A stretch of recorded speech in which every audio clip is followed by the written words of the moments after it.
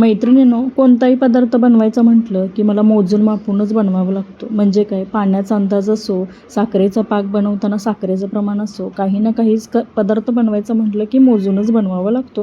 कारण नजरेच्या अंदाजाने मला तर कोणता पदार्थ जमत नाही. गावाकडे तसं नाही बरं का.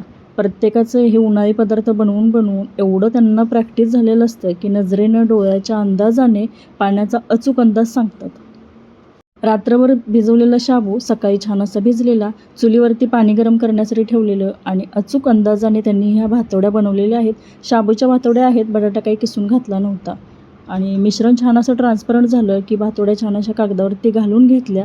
भातवड्या तर सुकल्या आणि सुकलेल्या भातवड्या छान अशा तळल्या. मैत्रिणींनो, हे उन्हाळी वाळवणाचे पदार्थ गावाकडून मला येतात आणि खरं सांगायचं म्हणजे यात माझं काहीही कष्ट नाही. सासूबाई, जाऊबाई आणि शेजारचे मिळून हे उन्हाळी वाळवणाचे पदार्थ बनवतात.